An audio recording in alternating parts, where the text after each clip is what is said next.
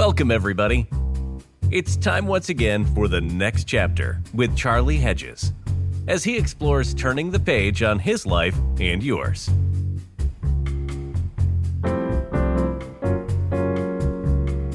Hi, everybody, and welcome to the next chapter with Charlie. I've got to tell you, we have a great guest in the midst of my personal chaos. This is, as you can see, I don't have my virtual background. This is what my office actually looks like when you really see it. I back up to a corner, and you can see my crazy painting on my right. I hope it's your right. I don't know, but there's a red wall and a gray wall.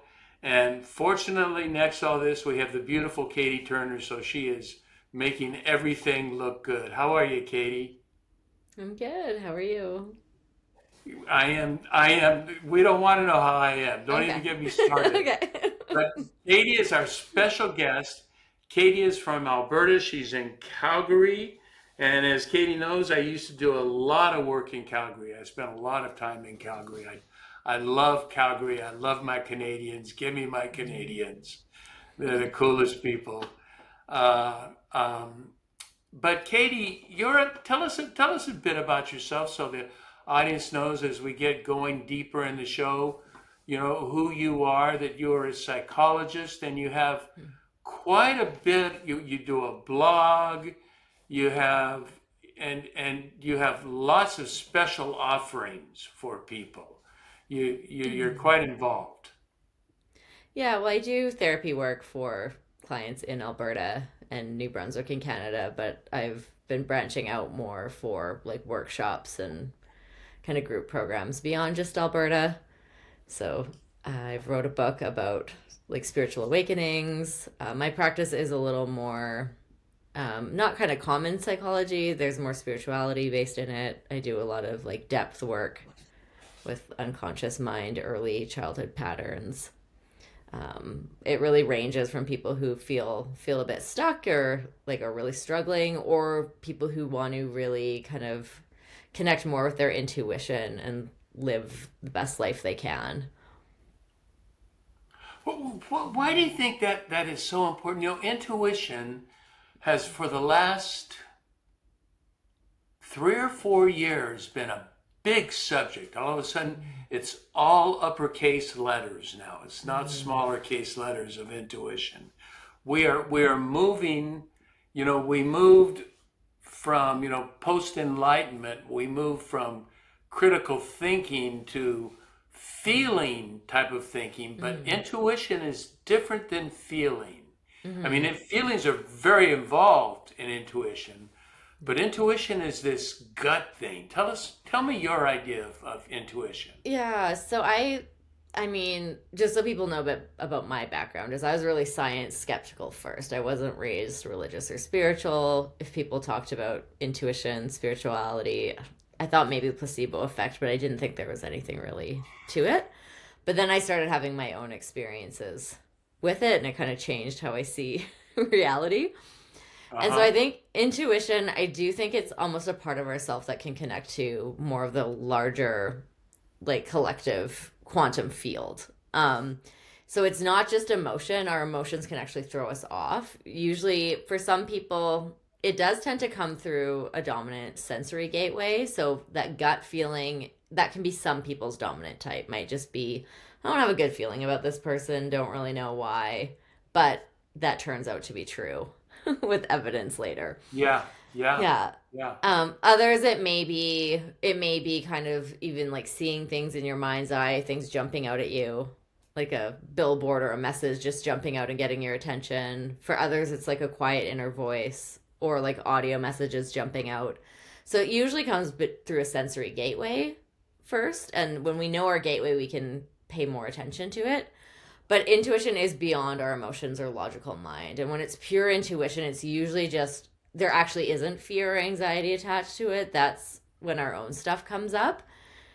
And I don't know, I'm not sure about like how much has this happened more in recent years, but I do think more and more people are having or talking about experiences that are beyond just kind of rational mind experiences. And it's been happening for a long time, but it is an area that a lot of people don't really talk about publicly because I mean, I'm also a mental health professional. I understand why people don't because our diagnostic of mental disorders, like the DSM, doesn't have a lot of places to put intuitive experiences. It's like, Oh, okay, are you really? talking or Really? seeing things that aren't there? It often gets flagged as psychosis.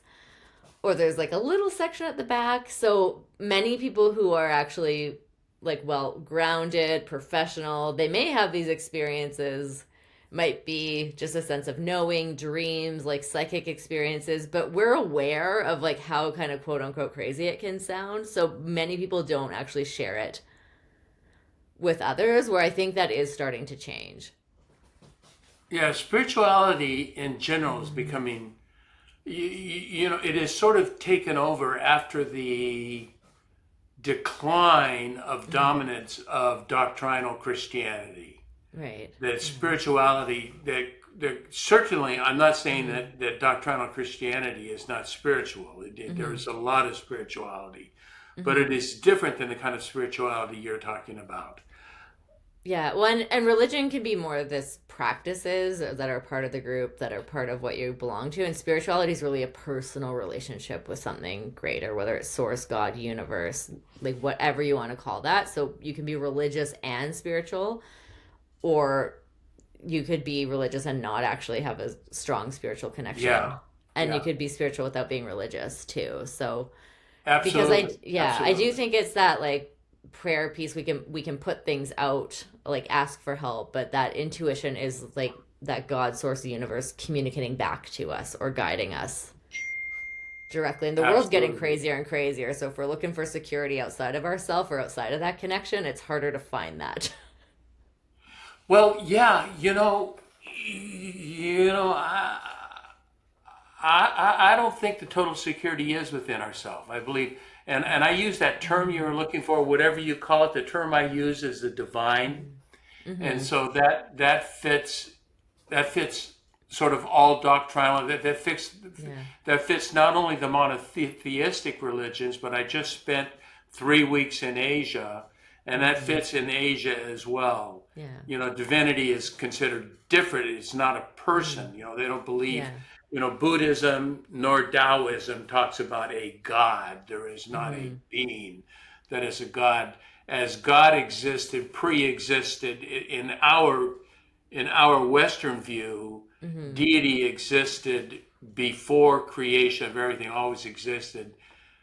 The Buddhist and the Taoist believe that existence existed Mm-hmm. before that existence. There was no beginning to existence. But what I've taken a look at, what's interesting, Katie, is I've taken a look at a comparison of I did this deep dive in 2020. I did this deep dive into late medieval Christian mysticism. Mm-hmm. So that would have been 1200, 1300, 1400, 1500.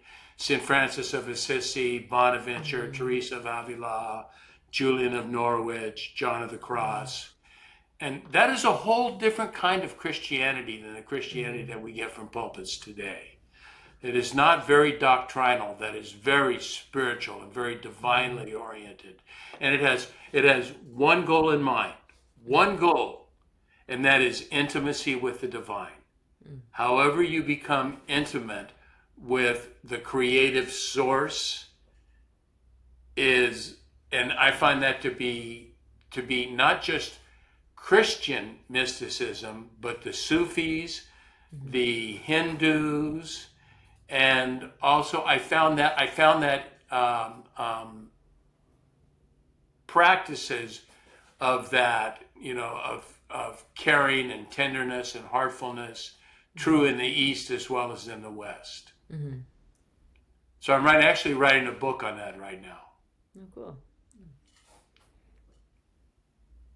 Does that make sense to you? That kind of idea of the divine and spirituality and Yeah, that makes sense. It's like that intimacy. personal relationship, and yeah. Yeah, yeah. Mm-hmm.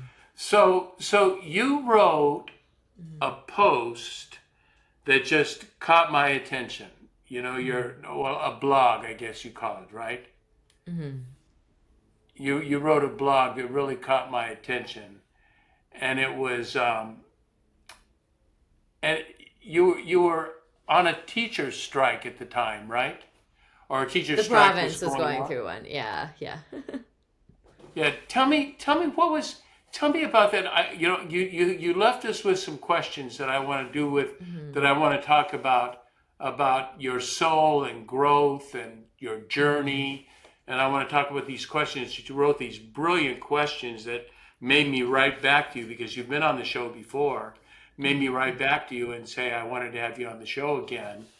Um, um, Tell me what was the essence? Do you recall the essence of that blog, of what that was about? Yeah, the main theme was around just, I mean, I'm kind of an overfunctioner high achiever. That's a lot of who I work with as well. So, talking about this theme that it comes up a lot around when we get into logical mind and ego, there's often this like, I want to get to the next thing and then I'll relax. Um, and we can have these barriers or blocks around, well, how do we actually enjoy the journey? And that doesn't mean we go into laziness or we don't have goals anymore.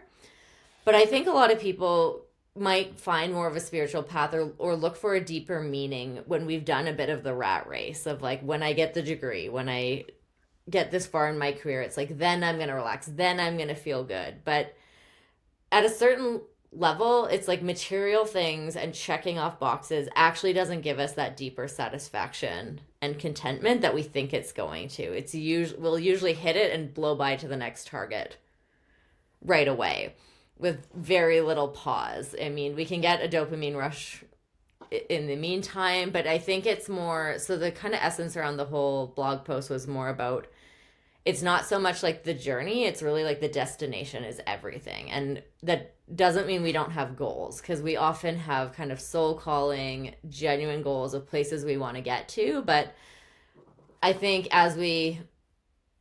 for me, especially as I age and as time goes by, I'm like, I don't want to just blow through everything because you can meet a lot of people. I've worked with a lot of people. I've been there myself where it's like you have a lot of the material success or things that you've wanted to do, but it doesn't mean you have more like peace, harmony, contentment, that you're actually enjoying it more. So at a certain point, it is more of like we need to almost work on our mindset and our ability to kind of hold how do I actually have these goals but enjoy the journey a little bit more. And that may mean it takes us a little bit longer to get there, but we actually can be more present in the process and be taking care of our energy and to the degree that we can control it, of course. Like there's different circumstances for everybody. But I'll kind of use the metaphor of like a cross country multi day road trip for that. It's like you could get in the car and just have one bathroom break and drive the entire time. And you'd see a lot, you'd cover a lot of miles, but it would probably not be a trip you'd want to take again. Versus No. life is like an ongoing road trip. I think if as long as we're growing and expanding, we're always gonna I'm gonna die. I hope I die with things on my to-do list and stuff I haven't done and can be at peace with that because it means you're growing. It means you're not stagnating. But there's different energies that can run that. You can be frantic, like not enough, I have to get to the next thing versus like how do I be content in the present and be open to the slower evolving over time to the next milestone. The great fallacy is the when I get fallacy. Mhm. It is when I get, then I will be. And it's just not true because when I get Mhm. always leads to I need to get something either more or different or better or new. Yeah. The when I get, if we Mhm. live in that mindset, it never ends. It's just Mhm. there is no genuine happiness or fulfillment to that. Yeah. Yeah, I just came back. I told you, I don't know if on the air or before the air, but I just came back from 3 weeks in Asia. I was on a Mhm. 2 week cruise and Mhm. we did Japan, South Korea, Taiwan, and Hong Kong. Then I spent 3 days in Tokyo and 3 days in Hong Kong. So I had my time in the East. And a new Mhm. adage came to me. I had never heard this Mhm. before. And I never even thought of applying it to the journey motif, but it Mhm. really fits. And it says, And it goes this: I no longer take vacations to sightsee. Mm, Instead, I take pilgrimages to experience wonder. mm, And that is like life, isn't it? I'm not here to mm, sightsee. I'm not here to get any particular thing, but I'm mm, here just to mm. experience the wonder of life. Yeah, that's very cool. Yeah, yeah, Mm, it changed my vacation. It mhm, changed the way I looked at things. mhm, Um, um, I was going to our questions and I ended up with mm, the last question. To tell everybody I just bought a new computer, so I'm having deep computer problems. Um, that's why I lean forward because my mouse no longer works. I have to do it off mm, my computer. Um, but anyway, you asked four questions, and your first mm, question I liked a lot, and you put to talk about where does your soul want to grow, and how do you want to feel during this growth process? I think that's the question we're talking about right now, don't you? mhm, mhm. What did you Yeah, intend with that? well, I think there's like the soul goals. It is almost connecting to that divinity within us, where it's not just an ego mind, because we can get really trapped up in this capitalistic hustle culture of like, oh, if I have this money or if I have there, like it's just going to be better without a deeper thought of, well, what is better about that? And I mean, if it's more of this gives you time freedom and you can use it to do more things you want to do and it helps you feel a different way. It's like that could be a very valid goal for it. But sometimes I think more, whether it's like corporate ladder or other pieces, like sometimes just continuing to hit the next target or the next logical thing may not bring people the satisfaction they think it's going to. And when it's whether it's soul or almost like our higher order values, if that's kind of running like, well, why are we chasing something? Is it just for the status? Is it just to say we've done it? Is it just for a raise even though your workload's double and you're actually making less money per hour for extra stress that maybe you wouldn't have actually wanted if you actually broke it down and looked at it in a different way? Whereas I think soul goals often can be those things of, when we think about our deathbed, it's like, am I going to regret not doing this? Well, I feel like I haven't fully lived without having this experience. Or it might be that lottery question of like, if you won the lottery and you didn't have to work for money, like what would you be doing anyway? Yeah, And yeah. like there's I'm certain things like, in my when work you where, yeah, did you just use the term soul goal? I think so. Yeah. I've never heard that, Katie. That is such a Mhm. that's such a great term. I love that term, soul Mhm. goals. Can I steal that? Sure. It's not. Yeah. Yeah, it's considered Mhm. stolen. That is very cool. You know, I retired a decade ago, Mhm. and at retirement, I noticed two big holes in my life. Mhm. One is I looked at my calendar and I didn't have a lot to do. I had open calendars, so I felt useless, Mhm. and I also felt bored. That Mhm. what do I do with myself? And you know, now that I encounter, because I retired earlier than most baby boomers, you know, they're Mhm. just retiring now, and I've had a Mhm. decade at it, and they're experiencing precisely the same thing. Mhm. Those are the questions. Feeling, you know, how do I feel not useless, and how do I make use of my time so I'm not bored, you Mhm. know, doing the same old stuff every day. Have you heard talk to retired people who feel that, or maybe Yeah, younger people who feel the same thing? retired or like I think there's a piece of almost like purpose or kind of, it's like, what did my soul come here to do? And that's not always work wise, but it might be an experience. Like it might be being part of a volunteer movement or just something where you get a lot of meaning out of it and it's beyond just, it gives you a lot of fulfillment, a lot of purpose feeling. And I think the anchoring of like how do you want to feel when you're doing it is it's again that journey of like do we want to take the 3 day trip with no sleep time and two bathroom breaks, or do we want to spread that out a little more and actually have a Yeah. fun, like enjoyable journey on Yeah, it? I like that. I think that's Hmm. I think that's really I think purpose, you know, my show I do so much on purpose now, Hmm. and and I keep doing it over and over again because I think I never get there. I think every Hmm. time we do one, we never quite arrive at where I want to arrive. But that has been my thing, is that I once equated productivity Hmm. with purpose. And Hmm. it is not about being productive. A sole goal is not about being not productive in the normal sense that we use the word Yeah. productive. No.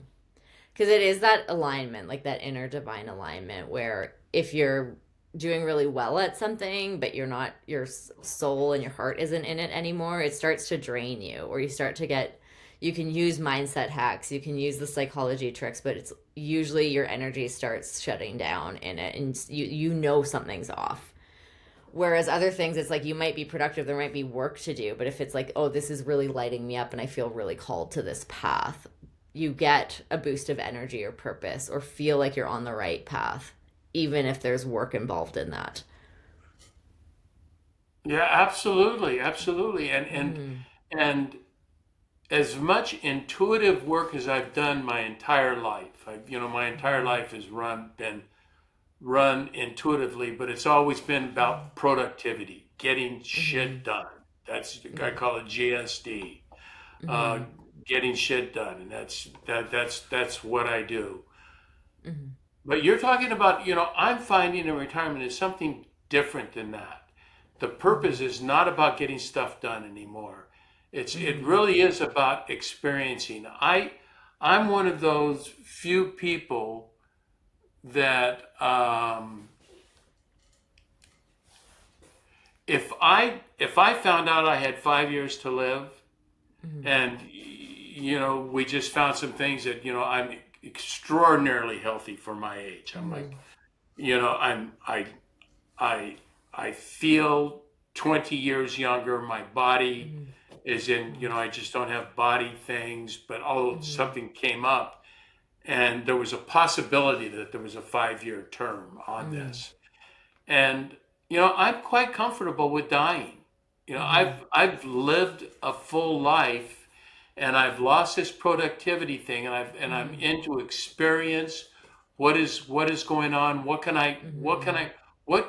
I what can I learn? What can I touch, taste, and feel that is Mm-hmm. new and that is fun, that is unique, or that is maybe repetitive that I enjoy doing, like going to Mm-hmm. movies. I go to movies at least twice a week, minimum Mm-hmm. twice a week. Mm-hmm.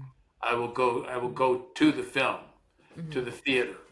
Um, but that is, that is that's a purpose driven, vision driven, Mm-hmm. not not productivity driven goal. Mm-hmm. Yeah, it sounds like it's experiential and it's knowing what you really like as well and what lights you up. That's harder to find when you're young. Because it took me Mm-hmm. it took me a lot of years, buddy. It took it took me Mm-hmm. a lot of years. I'm glad you're doing that at your age because to me you're a puppy. You think you're getting old, but you're still, you got a long time to go. Hopefully. Yeah. We never know. Yeah, you never know, Yeah. and And I that's the think beauty kids of it. kids have it like kids have it so naturally, but we lose it as we get older and then we have to rediscover it in adulthood often.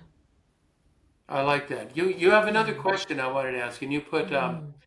what do you want your journey to feel like if you had the ability to control that aspect? Mm-hmm.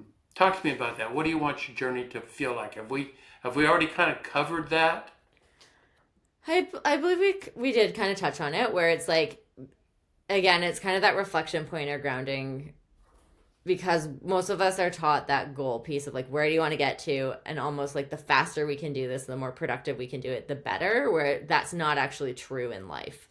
So sometimes it's like, okay, if it might take us, we could do this in 6 months to a year, or maybe it takes us 2 or 3 years, but it's the 2 or 3 years we actually enjoy it. We're not burnt out. We're not snapping at everybody. We're not hating life and just completely emotionally disconnected. Um, and burnout's another area I work with too, because that over functioning piece, it's really easy to work really hard, be really productive, like get so focused on like the productivity or goal that you can not be resting enough or recharging enough in between. But then you just like the cost you pay every time you hit that burnout piece isn't worth it long What is it term. like? What does burnout look like? What does a burnout person look like? I've never hit that. Burnout is super high right now. So in all my career, I've always worked with burnout. It's always been an area of specialty for me, but I've never seen the rates like I've seen in the last probably 4 or 5 years that I'm seeing now. And I don't know if that's just my practice or life in general, but What age group are you talking about? a lot of it's kind of similar. A lot of it's working professionals, parents, but it can be kind of burnout is basically a period of long-term stress where you're putting more energy out than you're getting back in over a longer term. So some people can go for decades before they'll start seeing physical or mental symptoms. Others it may be like months or years, but it's really more it's physical and emotional exhaustion. You get a loss of productivity, you can get brain fog. What it usually ends up getting diagnosed as is when it's more moderate or severe, it's often ends up in a diagnosis of depression, except it's not depression that just came out of Oh, nowhere. So it's this is long-term stress that now the system is basically shutting down. And the importance of knowing the difference too is because most of the general population is pretty educated around anxiety, depression. People will be like, I'm not enjoying things I used to do. I'm isolating, I'm shutting down. I better power through this. And like, because with depression, we want to force ourselves to do things so that we start feeling better later. With burnout, we actually need recovery time. So if we keep forcing ourselves to go out to like spend more energy that we don't have out of that energetic bank account, it's like we're going to make the burnout worse. So sometimes we do need to just like take a vacation or take short-term leave, like, or we need to give ourselves permission to say no to pretty much anything non-essential over time so that we can actually rest and start recovering and naturally getting more of our energy back and feeling more like ourselves again. what do you think of the movement now? I'm hearing a lot. Tim, are you familiar with Tim Ferriss? A little bit, He's but he's a not in big depth. Yeah. podcaster in the Yeah. States. Millions Yeah. listen to him, and he did a Yeah. thing. And it's not the first time he's done it, but he did a thing Mm-hmm. on simplicity Mm-hmm. and how he wants to simplify his life. What do you think about Mm-hmm. simplifying and burnout? Do you think the two work together well? I think, and again, with that second question, you said of like what you can control. I think there's that piece of everybody's situation is different. So some people, there is like a privilege aspect to it of like, okay, if I can say no to things, if I can actually afford to slow down and like my life's not going to fall apart, I can still pay bills, I have support, then great, slow down. I think sometimes there's just cultural and situational factors too, where if it's someone who's like a working parent and they're the sole provider and most of us don't have a village or a lot of people to rely on. Sometimes the burnout rate's just really high because we're holding so much together and there's so much pressure just to kind of survive and exist and be there for your kids. You know, I don't. So again, that what you can control is the piece there of like everybody's reality is going to be different. Yeah. You put in a piece there of the privileged piece, and Mhm. I always take offense at that word because Mhm. it's always talking about white men in America. Mhm. But I think if you go beyond that, there really is Mhm. something. I've just been a no fear. I've had 7 careers probably in my life, Mhm. Mhm. and I've had no fear of changing. Just Yeah. didn't care. Mhm. Just we had, and it's not like we had a lot of money in the bank. Mhm. We had enough to last. I always made sure we had enough to last like half a year. Mhm. That I would take. I would have Mhm. I could take 6 months to build Yeah. up, but I would just stop and do something brand new. Hmm. Maybe 20 years ago, I took a decade and I painted. Hmm. I can't, Katie, I can't draw stick figures. I Hmm. am not Hmm. an artist, but I did contemporary painting. And so it was all abstract. And it was just because I am good at color composition, at Hmm. composition in form and Hmm. composition in color. And that was so amazing for a decade. I would Hmm. spend, this was right after I retired. I'd spend 5, 6 hours a day in my garage, which turned out to be a studio, Hmm. and just painting, and just the beauty of that creativity was so wonderful. Hmm. Yeah, and I think like when you look into kind of the anti-oppression work stuff, privilege is really more it's like the absence of it doesn't mean things weren't hard or that there aren't individual choices, but it can mean like there's these other things that don't make it harder. Cause like I for me, like even just being a white woman, I'm not neurodivergent or like disabled in a way that like would impair my ability to make it harder to be in regular workforces or other things. It's like there's certain privileges I would have that other people aren't starting out at the same point. Just when we look at, and a lot of it when we get into this like multi-generational trauma and like colonialization history, it's like we aren't born in the same starting point. So it's not saying that there aren't Right, individual things right, that we can do, but it's like we're right. not our like start line isn't the same. If we come like That's right. from our parents and Absolutely. back, yeah. And so that's I why I totally think it's concur. some stuff it can be very helpful, but sometimes if it's not nuanced enough, it can like it may not land or it may be kind of gaslighting to somebody of like, oh, just relax or just simplify your life. But it's like, okay, if it's a single mom and there's you're living in a place with no government support, food's getting cut off, it's like you can't really just when you're in No, and you don't have survival six needs, you months in the can't bank relax. like I did. Yeah. Yeah, and you Yeah, likely can't. It's not just personal choices of why you don't have that. Yeah. exactly, exactly. And Hmm. you're a single mom as well, right? Yeah, like I have a co-parent, but I'm the primary. Yeah. Hmm. But again, That's I already had an education and a career, so I'm in a different place than it would have been. yeah, Yeah, yeah. yeah. Hmm. You talk. Another one of your questions that I like here was, given what we've talked about. So I would like our audience to think about what would you shift if you allowed yourself to take a long-term approach Hmm. to a different journey in life. Hmm. That's a great question. What would you shift? What kinds of things do you find Hmm. people doing? What kinds of shifts are people making? Yeah, well, I think it is. I can speak to that one even myself too, because I think that intuitive soul piece. When I started my practice, like that was a very intuitive calling one where I wanted to base it off like the spirituality point, like that deeper work. I didn't know if anyone would want it or not, but at that time, my goal was just to like build that and then coast to like do that till retirement and be done, like wrap it up.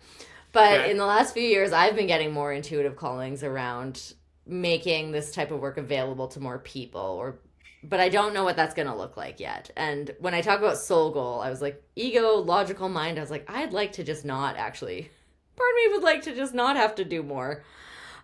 But it feels like I was like, I know I'll regret it if I don't. Like this feels like a calling, and I know enough about when it is that intuitive energy of like if you're not following like Sure. where you're being called to go, it's like things are gonna get more uncomfortable or not work, or you might get pushed into that in a way in a dramatic way that you don't want to. So I do try to listen to it more, but with this stage of life too, I'm like, I know that's going to be probably a longer term journey into the unknown and build. So I'm still in the process of trying to be like, how do I start like do things but are also sustainable and take a goal of, I don't know exactly where it'll go. I don't know how long this will take. But how do I want to feel when I'm doing it and not kind of going all in of like I have nothing else going on for years. Well, I must build this because again, we have this I think holistic life piece of I want time with my daughter. I want time with friends. I want to be able to take care of my health, like have time for spiritual practice, get out in nature.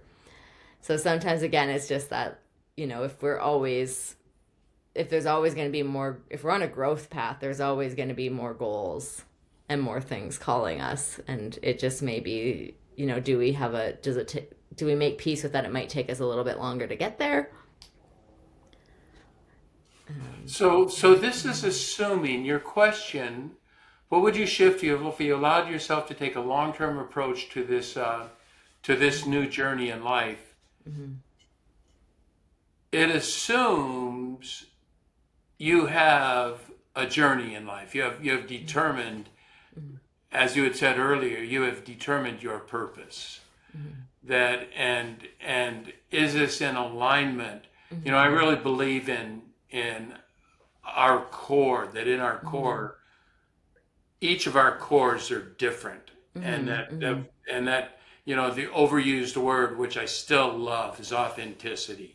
Is to be authentic with who we are in our soul, in our deepest inner self, and that assumes that people have done that. And if you haven't done that work, then you're just shifting for the sake of shifting, without a direction. Yeah. And I think the direction can evolve, especially when it's soul and intuitive base.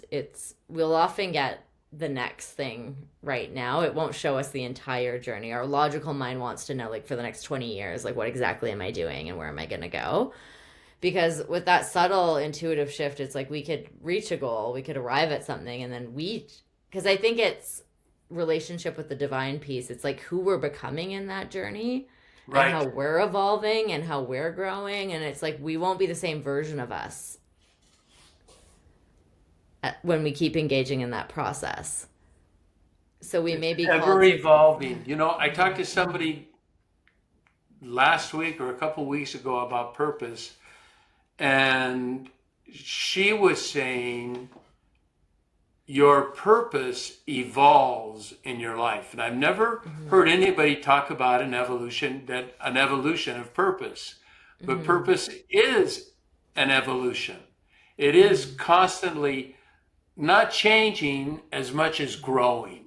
It's moving in a different direction based on experience, based on what you've learned, what you gather, and all of a sudden you said, I've just never thought this way before, so I need to, now's the time to think differently. Yeah, and every time we're at an edge of growth, it's like we're developing new skills, we're becoming a different version of us, but then we can go a certain length down that path and we might master a lot of things or know a lot of things we didn't know before. And then if we are on a growth path overall in life, like at some point we may want to explore something else, even if it's just a different, like developing a different part of us.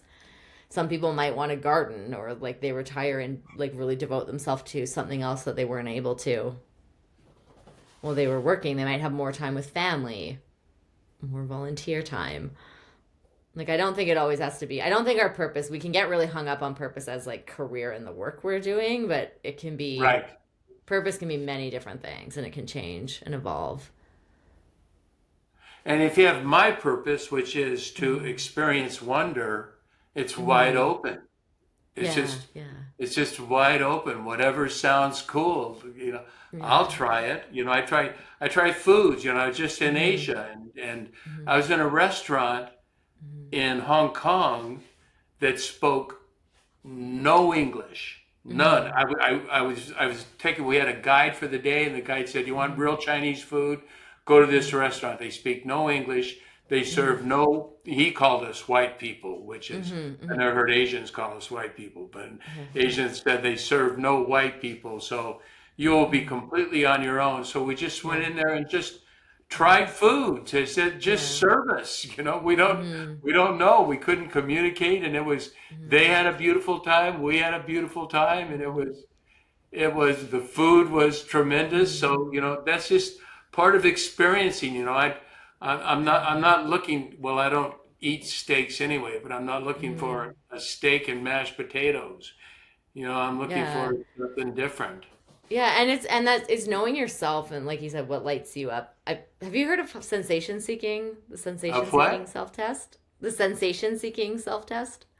Never heard of it. Okay, it's on Dr. Elaine Aron has it on her website, but I would guess you're probably higher in sensation seeking, because again, it's not right or wrong, but it's knowing like who you are, like how you're wired. Just like you said, everybody's soul is a little bit different.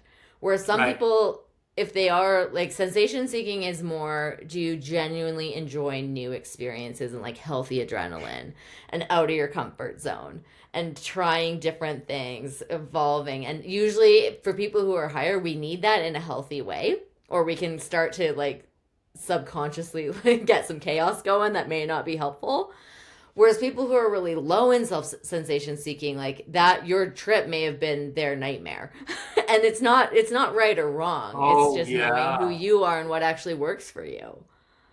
Yeah, Yeah, that's funny. My trip could have been somebody's nightmare. Yeah. yeah, Yeah. What I did is we don't know each other well, but I'm an mm-hmm. introvert. Pretty Mm-hmm. pretty, except I'm a very social introvert. I do well Mm-hmm. socially, except I have Yeah, a pinhole leak in my battery, and so I run out mm-hmm. of energy. So I'm very Yeah, into energy, and I yeah, need to yeah. take time alone. That's why Mm-hmm. these 2 days I've had of doing nothing but computer work, of trying to change over Yeah. computers, it's making me nuts, making me, Mm-hmm. I'm an alcoholic and I quit drinking, but it's making me want to break out a bottle and just, Mm-hmm. and I've got 26 Mm-hmm. years of sobriety, so it's not going to happen. Yeah, yeah. But it's Yeah, just, on the journey to figure out the computer, you might need a break in there so that you don't. I did last night. Yeah, Yeah. but it was late. So Yeah. let's go to the final question, Mm-hmm. you did such a great job on these questions. Mm-hmm. But again, to our listeners, what are the biggest challenges you are facing with finding contentment and peace right now in the present? What is a challenge? What do you have a challenge that you face right now in finding contentment and peace? Yeah, I think like there's a lot of things that I would say that probably apply for a lot of people as well too, where sometimes it's more, it can be kind of subconscious. It can just be our monkey mind to say like if we get caught up, Yeah. it can be some of our habits to say like are we taking that time to, whether it's like meditate, go for a walk, like find some wonder here or there, or like do we get hijacked by our logical mind and like the to-do list, the next steps, doom scrolling, things where it's like, oh, this just makes me feel worse of Yeah. things. And it's there's a time and place. It's not about just bypassing and everything's good all the time. Like we're humans, we have to feel all the emotions and ride through them, but Oh there my are goodness, you times too must. where we can make it. Yeah, yeah. And then there's times where we can kind of make a choice too to be like, well, okay, can we take even just a few moments to like connect with that divine, to settle in the moment, to slow down where we can, to appreciate the little things or the stuff that does bring us gratitude versus Yeah. always like the next, the next, the next. Yeah. 'Cause, yeah. Yeah, some of it, I like it's a simple phrase, but paying attention. Really paying Mm-hmm. attention to the now, paying attention Mm-hmm. to what's going on now. And that really means a lot, brings a lot to Mm-hmm. the story. Mm-hmm. Yeah, and creating habits that help anchor us into that even when we are, because it is that balance of staying connected with that divine, but we're in a lifetime where there's like stuff to do and there's to-do lists, and for me, I'm in a pretty busy season of life, and it'll so Yeah, there's like there's you moments are, of as I connections, and read then there's your yeah. blogs, you Yeah. are a busy woman. It Well, won't Katie always be Turner, like this, but yeah. Mm-hmm. you are, you're high on my list. As soon as I read this post, I want to tell the audience, as soon as I read your blog, I sent you an email. I said, we need to chat about this on Mm-hmm. air because you are so brilliant. I really like the way you think. Oh, thank you. I appreciate that. And thank you for coming on to the next chapter with Charlie. Thank you for having me back. It's great to have you. I'm sure this is not the end of our relationship. It is evolving. Mhm. And Sounds great. so I want to thank everybody for tuning in to the next chapter with Charlie. And until next, This is Charlie Hedges signing off. Bye for now.